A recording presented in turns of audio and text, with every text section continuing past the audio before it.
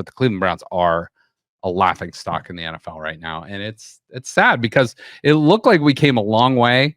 And obviously we haven't. So that's where we're at with the Cleveland Browns. We're back to it was fun kind of being, it's never fun being a losing team. But at least when we were like the upstart team, there was like hope, and there was like we were kind of almost like the lovable losers for a while. Even when we were like 0-16 and 1-15, it was like, these guys are playing hard. They look like they care, well, at least most of them. But this team right now looks like a complete embarrassment in the NFL. So I don't know. And I want to share one thing on my Vegas trip that for me as a fan was a sad state of affairs for being a Cleveland Browns fan. And I want your opinion on this. So, there was good vibes walking into the game. It was pretty cool. I got to go on the field and stuff pregame. There was a lot of really cool vibes and stuff like that. And again, like I said, we went up 10-0, all that good stuff. But obviously the outcome of the game. And I will say for Allegiant Stadium in Vegas, it's kind of close to the Mandalay Bay area. It's kind of like on the far end of the strip. And the logistics aren't that great. So you got to do a lot of walking. There's not a lot of ride share options, or if there is, they're going to jack the rates up by like 6-7 times. So you kind of either got to let the crowd like disperse and then catch a cab. But my buddy Greg and we ended up walking all the way back to Caesar's Palace. So about 2.5 mile walk, which everything kind of looks close. It's not close. And it was about 104 degrees out there that day. So I think that led to my Vegas flu that I got on my way back. But neither here nor there. But on the walk back, here's what I was meaning to reference. Many Browns fans, and Raiders fan, the one thing I saw, everyone got along well. There was no fights, no arguments. There was some back and forth, like jabbing and just crap talk and stuff like that, but nothing like major. The one thing that I can't stand though is this Browns team, and I've said it, you've said it, is just not a likable team. And the fan base does not like Deshaun Watson. They do not like Deshaun Watson. And it makes it even harder to root for a team that's struggling when you don't like what should be your best player. So now Myles Garrett, probably the best player. Nick Chubb, probably the most likable player. But then Deshaun Watson, you look around the league, the quarterback is the face of the franchise. So when I say, and I don't think this is breaking news by any means, but when I say the Cleveland Browns fan base does not like its quarterback, there's a small group that probably does, that probably loves him, and will ride or die with him no matter what. But when I say that, and these other fans are hearing it and like they're coming back and you're like, oh yeah, that's fine, but we hate Watson too. It's like, what does that make you think as a Browns fan?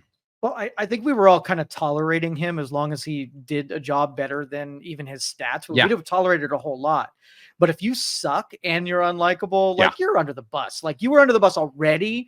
We were just we were willing to overlook your checkered past. Yes. And I think what you just said there, you're willing to overlook the off the field stuff as long as the on the field product is good. Yes. The on the field product has been bad. By all metrics, he looks like the worst quarterback in the league. He's had some flashes. He's had some moments. The Jacksonville game, he had some nice moments. The Raiders game, he had some nice moments. But I mean, that first game against the Cowboys, that game against the Giants, and this past game against Washington, he has looked terrible. The team looks checked out. The body language looks awful. The injury report is 25 deep. So I don't know what it is. It seems like Kevin Stefanski hates his job right now, and no one likes losing. Anybody that's been a coach and things aren't going well, it's not easy to do. But a lot of times there's at least some hope or some light. This team does not. I mean, the schedule's not getting easier, and I don't know what to say. It's just this is does not seem to be.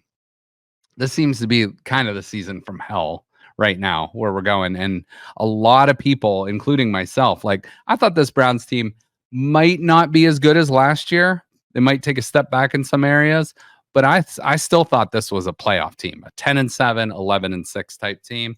And I think right now they're going to be lucky to get to 5 wins. So 1-4, you're playing the Philadelphia Eagles. You still have the Kansas City Chiefs. You still have the Ravens twice, the Steelers twice, the Bengals twice, and there's a whole other, slew of games that aren't going to be easy there too. So I don't know. Well, Deshaun Watson is like a venereal disease, and it's very fitting that he is, right? And our hope was that either his off the field stuff was going to allow us to get out of his contract and say goodbye to him. And when that started fading, when there was a settlement, we're like, And then a hard line from Stefanski that said this team's about winning, and if you can't win, you're on the bench. Yeah, that would go away as well. So I think we're stuck with chlamydia that is Deshaun Watson. I think, and there's no way out of it. Here's a good image to. I will not let what the Cleveland Browns did Sunday ruin my entire week. I will not, like the old Bart Simpson right on the calendar. But you are right. It's just like, how do we fix this team? And I don't know. And I really don't know. It's just, so let's just say you take Flacco and you pull him in and say Flacco's in. Do you think that team looks like it did last year, or at least have glimmers of it? So hard to say because the offensive line has stunk this year, but the offensive line was beat up last year too. Towards the end of the season, we didn't have Wills, we didn't have Conklin the whole year. We didn't have. Here's the big thing. A few other guys. The defenses would have respected what Flacco's capable of doing. And then you give him, I feel like we have more offensive weapons this year than we did last year, aside from a tight end debacle there. Right. But still, I think you give him those same wide receivers and he can make stuff happen. I don't disagree with that. And I think where Kevin Stefanski, part of him that hates his job right now, he's trying to run this different offense that is not his offense. It's like he's trying to run this spread formation, which is fine and great because we thought that's what would cater to Watson. They bring in Ken Dorsey to run the offensive system. It's just like nothing is going right now. And it's I heard Nathan Zagura on one of the Browns shows say, it's like death by 1,000 cuts. It's like we're not gaining anything on first down, so we're behind the sticks already. We're getting all these pre-snap penalties. When Watson does make a play, the receivers are dropping the ball. And then, he's leaving a clean pocket and like taking sacks or taking short gains instead of like, last week there was a play where, it was like Amari Cooper goes across the middle, takes 2 DBs with him. They leave Jerry Jeudy wide open. He's in the end zone, no one around him. And, by then Deshaun scrambled and took a sack. So you remember when Baker was in that position and he put the heat on the ball. Yeah, we had a lot of drops that season, and we thought you need some finesse. You need to drop it into the basket. The guys just throwing it too hard and throwing these receivers out of their routes. But these drops are way different. These are like right in the numbers. No reason to be able to drop it. So the problem is that there's so much to spread around as far as responsibility. It's hard to blame Watson because offensive line sucks. People are dropping. There's nothing good going on out there. But like you said earlier, it's like we could overlook some of the on-field stuff maybe if there wasn't the off-the-field stuff. Yeah. And maybe we could overlook the off-field stuff if the on-field product was better. But right now, both are bad. And it doesn't appear to be getting any better. And I saw this graphic out there. Joe Flacco's beating the Pittsburgh Steelers, putting up big numbers, and Baker Mayfield goes out and he's doing great. So it's just from a Browns perspective, everything looks really bad right now because it's like you had your last 2 quarterbacks. I mean, they started like 18 guys last year, but your last 2 major quarterbacks that won you a lot of games were Flacco. I think he won 5 out of 6 last year. And then Mayfield, who took you to the playoffs, was your former number 1 pick. He's doing great with Tampa. We knew Anthony Richardson for the Colts was going to get hurt eventually. So they bring in a reliable veteran backup. And Flacco, again, 300. It's like 300 yards is like automatic with him.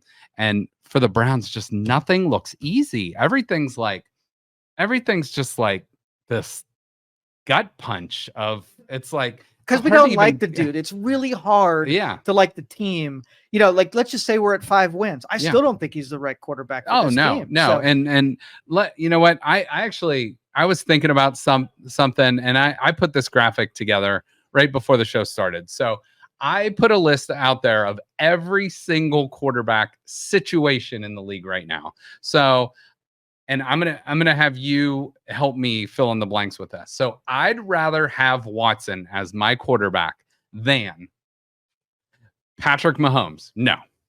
Josh Allen. No. CJ Stroud. No. Joe Burrow. No. Lamar Jackson. No. Jordan Love. No. Jalen Hurts. No. Dak Prescott. No. Justin Herbert. No. Brock Purdy. No. Aaron Rodgers. No.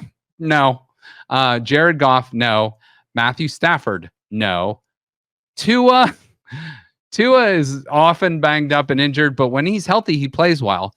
So his backup is actually I believe it's the guy we had in camp earlier in this year. I forget his name off the top of my head, but our 4th stringer basically is their backup right now. Kirk Cousins, no. Trevor Lawrence, no. Kyler Murray, no. Baker, no. Richardson and Flacco, no. Derek Carr, no. Jaden Daniels, hell no. Justin Fields and Russell Wilson. Before the season, I would have said we're in a better situation. I think Justin Fields has played great this year, even though Russell Wilson might be the quarterback. So no there. Daniel Jones straight up beat the Browns, so no. Caleb Williams, first overall pick. He stunk at times, but he's got a bad line too, but they're winning games, so no. Geno Smith, no. Jacoby Brissett, maybe. We do love Jacoby Brissett, but probably not. Will Levis, yeah, I'd probably take him over Will Levis. Will Levis kind of stinks, but I'd take Will Levis' contract over. Do you know Will Levis, the mayonnaise stuff? He like pours mayonnaise in his coffee.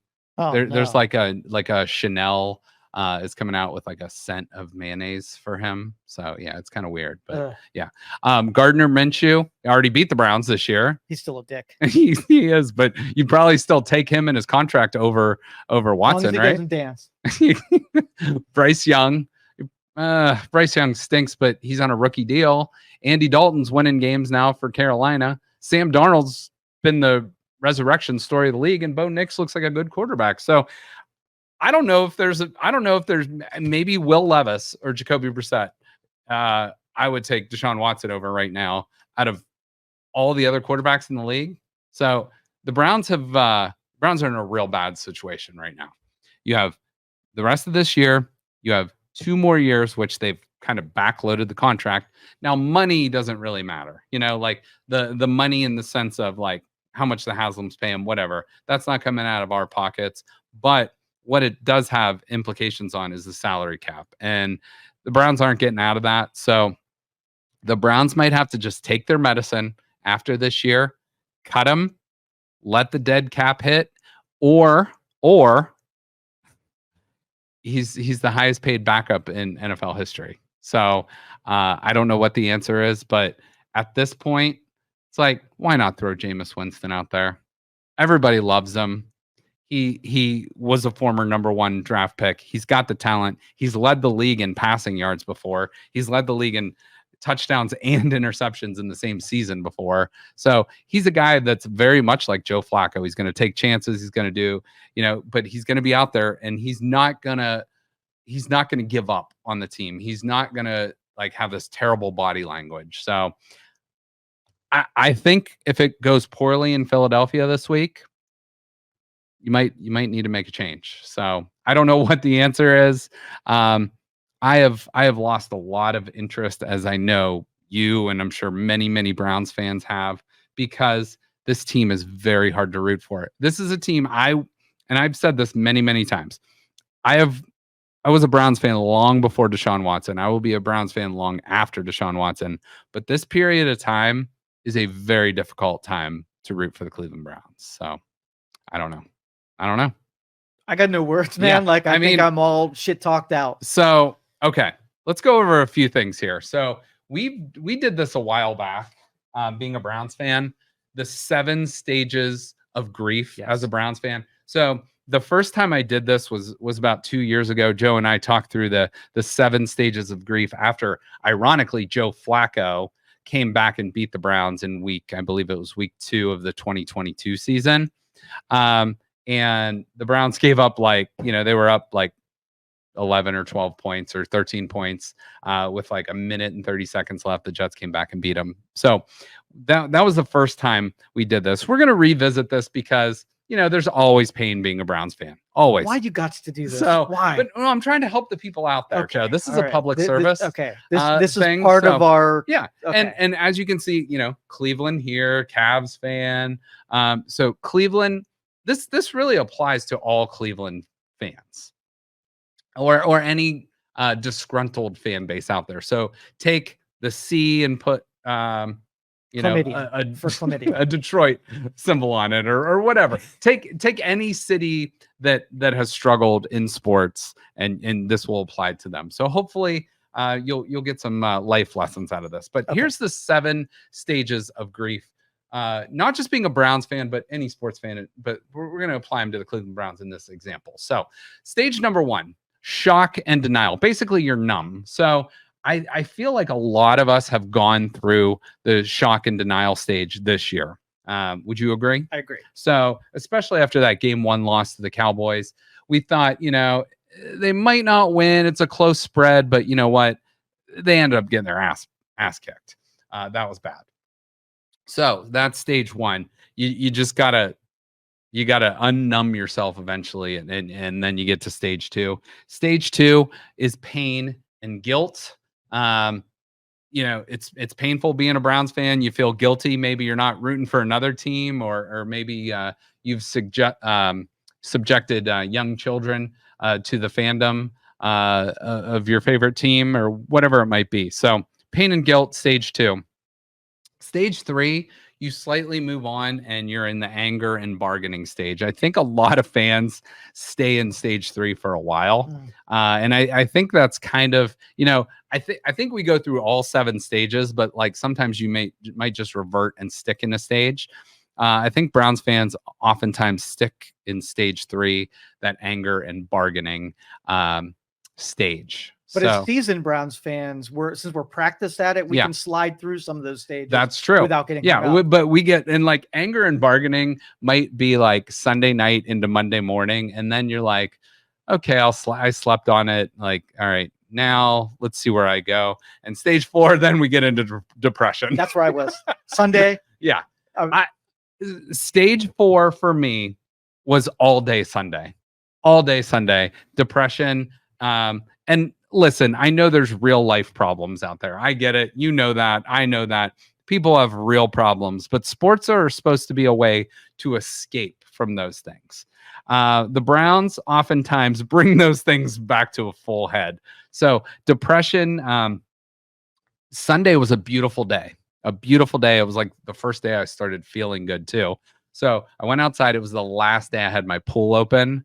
So I went swimming during the entire second half of the game. Didn't watch it, didn't listen to it, because I'm like, this game's over. It was halftime, and I'm glad, because otherwise I would have sat in my house, been miserable, not got outside, not got the vitamin D, and so yeah, that helped my depression a little bit. First quarter, I ate pizza, which I don't normally eat pizza, so that was a little pick me up, a little bit exciting. First quarter.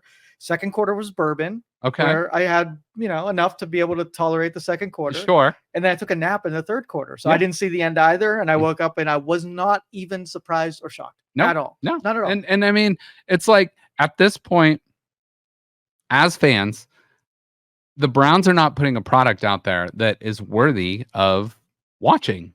And, I went to Vegas as well as thousands of Browns fans. I know a lot of fans went to Washington last weekend. I know a lot of fans will probably be going to Philadelphia this weekend. It's people are spending their hard-earned dollars on this team, whether it's merchandise or travel or tickets or whatever. And this team does not deserve that financial income right now because frankly they're not watchable. So I used to think a lot. Well, I was season ticket holder in the early 2010s. Yeah. And half the games that I sat there, right, we watched a lot of games. And I'm thinking, what about the people who chose this game right here to come to a game, first time game, really couldn't afford it, but splurged a little bit to enjoy this. And that's the product you're going to put on the field for those people. I felt embarrassed and bad for those people. And I know football, it literally can be life and death with like every single play. It's like a car collision with some tackles. But I remember Michael Jordan, different sport, but in basketball, said just what you were saying.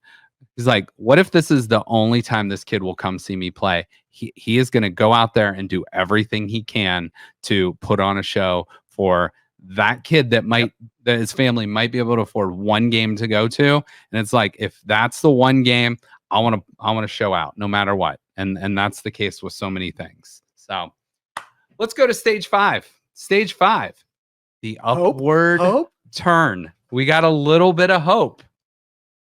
But do we? The suggestion is that it's supposed to be. It's in the on the paper. So, I saw it. I mean, that is how we go through the stages of grief in our mind, like whether it's a death or whether it's, maybe some family issues or whatever you might be dealing with. Let's the upward turn. The thing is, like, I still think there's punishment ahead of us. Yeah, I don't think we're. So let's just say so you're just skipping stage 5. You sneak out at night, right, and you get caught, and you know there's going to be punishment. So the punishment comes. You're like, okay, I'm going to take it, but then it's paid. The dues is paid. Yeah, and the upward turn is now we can get back to normal life. Yeah. But when you know that you're going to sneak out again that night and there's another punishment, like, it's hard to be able to look forward to the upward turn. And if you're sneaking out, like maybe as a kid or whatever, like usually there's maybe some fun associated with it where you're not going to have, it's like, okay, I might get in trouble, but there's at least some fun that could You're not sneaking out to go get tortured. No. We are. Exactly. We are. Yeah, exactly. So all right, let's get to stage 6. Okay. Reconstruction and working through. So that's kind of what you and I are doing right now. We're talking through the pains we deal with as a Browns fan. So we are reconstructing our thoughts on what the 2024 season would be, and we're working through our new expectations. So, and I do believe that you and I maybe have some manifesting qualities, like the one game we said they need to run the ball, and right off the get-go, we saw more running activity there. So maybe we can kind of force what happens next by just sending it into the ether. So let's do it. Let me just push back on this though. You and I might want to manifest some stuff, but Kevin Stefanski, I don't even think can manifest who he would like to be at quarterback, because I don't know if he has that choice. So if Kevin Stefanski, when you manifest it, the world will make it happen one way or another. It could be an easy happen or it could be a hard happen. So if you're not going to put him on the bench, like, just because, maybe he'll be put on the bench just because. Like he's injured? I'm not going to say stuff like that. I would never wish injury on anybody. But if a shoulder ends up hurting a little bit, you might want to rest it. Okay. Or another lawsuit comes to maybe another motion-induced lawsuit. And that was something else I saw. It's like, he has like 19 starts or something as a Browns 19 touchdowns as a Browns quarterback, but 24 settled lawsuits so far. So it's like, and I think that past last game was his 17th start, which is a full season now for the Browns. So do you think our criticism and all of the hatred that comes from fans really gets at the quarterback and they buy out of the fan base? I mean, because I want to see if we get him to give up just psychologically, that would be good if he gets booed every time. And at this point, I do think it's almost better to play on the road for him than it is at home, because it's like, you're expecting to be booed. You're expecting to hear things on the road, especially in a place like Philadelphia, which is going to be nasty. But I don't know. It's like when you hear that stuff at home, it's like twice as bad. Or if your team's so bad that you're at home, and then you remember back when the Browns really stunk, the stadium was getting taken over by Steeler fans and Raven fans and Bengals fans, and it's like we might be on track. We might have gone from a playoff team last year, who was leading, by the way, in the second quarter of that game, ended up getting killed, but still were leading in the second quarter of that game. And by the way, the new Chiefs starting running back was our running back in that game, your old friend Kareem Hunt. But we are just in a bad place right now. And I think playing at home, which will return home, not this weekend, but next weekend, it could be an ugly situation in that stadium. So I don't know. You know what the most depressing is when I listen to the Cleveland Browns commentators rather than the television. Yeah. And the tone of their voice, they are so depressed about this team. They can't even talk about it with enthusiasm. Mm-hmm. And when it starts going south, like you can tell it in their voice that they are like, oh, here we go again kind of thing. Yeah, I listen every now and then to Cleveland Browns Daily, which is Bo Bishop, who's does a great job as the host, and then Nathan Zagura is also on that. And you can just see or hear and feel and listen and see the body language that it's just like, this is not very fun right now. It's like everybody loves their job, and it's like one of those things you wouldn't trade it, but it's like you juxtapose last season with this season, and it's like, man, that was fun, to wow, this is terrible. I gotta talk bad ball every day. So, but at least Jim Donovan was fun to listen to because he was like a honey badger. Like he didn't give a shit about being critical, right? And you got the most authentic responses from him. Yeah. And Siciliano, I have not listened to the radio broadcast. I might start soon and just start doing, keep him busy and doing stuff instead of like wasting a couple hours on, but let's just get to step 7 here. Stage 7, acceptance and hope. So I kind of think we're almost there with the acceptance part. The hope will be, hey, we got a first round draft pick next year again. Hey, we're drafting in the top 5. Hey, Nick Chubb will be back next year better than ever. Hey, Myles Garrett, maybe let's just rest him the rest of the season so he can be all fresh next year. So I don't know. If you had to pick one of those 7 stages, where are you living right now? It's a hybrid. I'm thoroughly depressed, but the stage 7, the acceptance, I'm going to slash the hope off of there. Yeah. So, like watching 2 people fight and then one person kind of gets turned over and is just taking a pummeling. Yeah. There's a point where they don't even care about defenses again. They got the chemicals, the adrenaline's going, and they're not feeling shit. That's kind of where we're at. Like, okay, F it. Let's just take the beating so it gets over faster. And so that acceptance is kind of also where we're at. Yeah. I think acceptance is probably right. I'm in the point of I'm still in the anger bargaining depression. So stage 3 and 4, but it's bad ball. It's hard to watch. And even before, when the Browns were struggling and in 2022, when Baker was at least the games were competitive. The team was I know we had the Odell Beckham, Mayfield drama, stuff like that, but it was at least they were in most of the games. At least they were competitive. They weren't getting their asses kicked. Like you said, the defense looks checked out because it's well, the offense is going to put us in a bad position. So what are we going to do? So I don't know. It's bad. So let me show you one more graphic before we move on from the Browns. So we know that the jersey that has all the quarterbacks' name on it. Currently, the quarterback is Watson, right? So you go all the way back. The very first quarterback when the Browns came back was Ty Detmer, and then Tim Couch replaced him. And then Hogan, Wynn, Delhomme, Taylor, Peterson, who's now the head coach of the Eagles, ironically. Seneca Wallace. You got Kelly Holcomb, Brandon Whedon, Jeff Garcia, Thad Lewis, McCown, Campbell, Dilfer, Hoyer, Fry, Manziel, Anderson, Shaw, Dorsey, who's the OC now, Josh McCown, Brady Quinn, Davis, Gradkowski, Robert Griffin III, Colt McCoy, Cody Kessler, Deshaun Kaiser, Hogan, Taylor, Mayfield. Case Keenum looked like a more capable quarterback. You had Mullins, who played that one game against the Raiders when everyone had COVID, and they lost on the last second field goal. Jacoby Brissett, Dorian Thompson-Robinson, PJ Walker, Joe Flacco, and Jeff Driscoll, who, we'll add him to the list because even though it was a means, but I came up with 10 of those quarterbacks.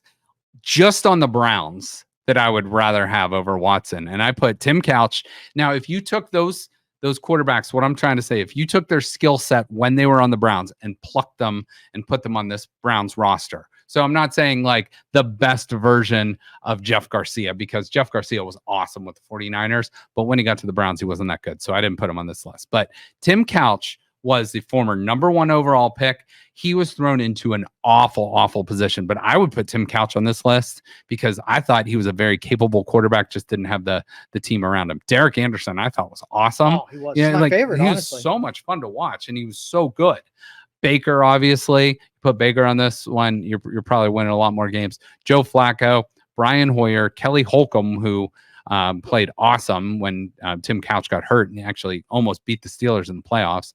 Jacoby Brissett, when he was with the Browns, played pretty well. You know, I think he took he's very likable. And everybody got around exactly, him for sure. Exactly. Colt McCoy, you know, not the greatest NFL quarterback, but was capable enough. And he was on some bad Browns teams.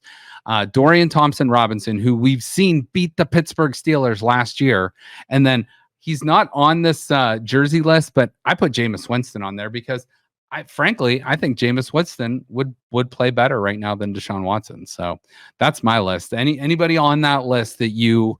I think Derek Anderson is probably my favorite. I wish there would have been a bigger era with him as quarterback. Yeah. But you're right. You nailed it on all of those. I would take those above Watson any day. Now there's some bad ones on that list that Deshaun Watson hasn't been great, but I'm not taking Johnny Manziel over Deshaun Watson. I'm not taking a few of those guys. Seneca Wallace, probably not. You know, there's some bad quarterbacks that played for the Browns, but you know, there were some good ones too. They just didn't have the opportunity with a loaded roster. So it's frustrating stuff. Now, one more Browns question. All right, I saw this on social media. I wish I could give you credit, but I don't know who it was. But the building is on fire. You can only save one of these guys. So Deshaun Watson, Andrew Berry, Kevin Stefanski, or Jimmy Haslam. The building's on fire. You only have the resources and strength to save one of these people. Who are you saving? I'm going to forget to mark it on my calendar and just let it go down. What about you? If I had to pick one, I'm probably going Stefanski. I mean, the guy's the 2-time coach of the year in 4 years. Owners can be replaced. Everybody wants to own an NFL franchise. My only criticism of Stefanski is that when you need to, I mean, he said it's all about what you do on Sunday. Yeah. So insisting that we keep playing Watson is my only criticism to him. He's being stubborn about it. Do you think Stefanski is being forced to play Deshaun Watson? Absolutely. So as a coach, and maybe your job's on the line, do the right thing. It's one of those things. It's like, well, if I sit him, I might get fired for, like, you know, what's that called? Like when you're not listening to your leadership, insubordination. Or it's like, well, if I keep playing someone that I don't think is going to give me the best shot, I'm going to get fired anyway. So you might as well go out your own way. And he's like, hey, I'm a 2-time coach of the year. Somebody's going to pick me up as an OC. Or real leaders are not dissuaded from doing the right thing because they're going to get in trouble. I like it. Okay. So that's my criticism of him. Otherwise, if you take that off the table, I think he stays. I'd rescue him. Now, you do know there's 2 former Browns coaches that are out there. One is the best NFL coach of all time, and the other one is the best college coach of all time.